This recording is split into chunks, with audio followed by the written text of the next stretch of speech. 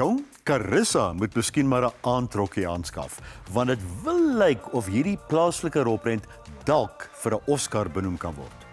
Hierdie lewensmoe dogter van die veld moet haar ouma oppas wat op die rand van 'n beroerte staan. Maar Carissa is dalk op pad stad toe. Hoe nou?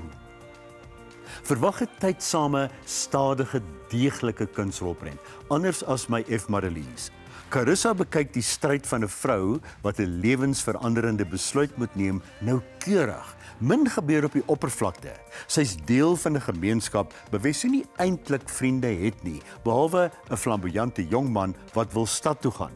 Want hier word 'n golflandgoed beplan wat Wuppertal gaan verander en hy en Carissa kan in die stad werk kry. Dan nooi Carissa se oupa haar na sy rooibostee plaas en sy begin daar werk en pas in. Hierna kom daar 'n skok. Carissa is 'n troetelrolprent wat jy waardeer en simpatiek benader. Dis deerniswekkend, maar vereis toewyding van die kyker. Carissa is in teaters. En wat van die kleintjies? Vir hulle is daar 'n jolige partytjie by Gabby's Dollhouse. So 'n kleurvolle opskop van kattewales, meisies wat hul pophuis verloor en 'n nare vrou wat katte versamel, het jy lanklaas gesien. Gabby's Dollhouse the movie is een groot miau van plesier. Die vrolike Gabby wat gek is oor katte en haar ma, ry met hul kattepophuis San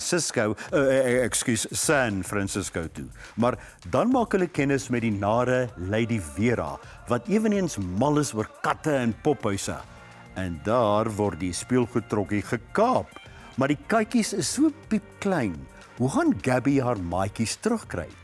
Gabby's Dollhouse is vir ma's en hul dogtertjies, nie vir seuns nie. Dit wys in teaters. Jy kan hierdie resensies op Ontbytsake se webtuiste lees. Volgende week praat ons oor 'n prikkelend interessante rolprent waarin niemand kakie dra nie, Threesome en Big Bad Beautiful Journey. Geniet die flieks in teaters die week.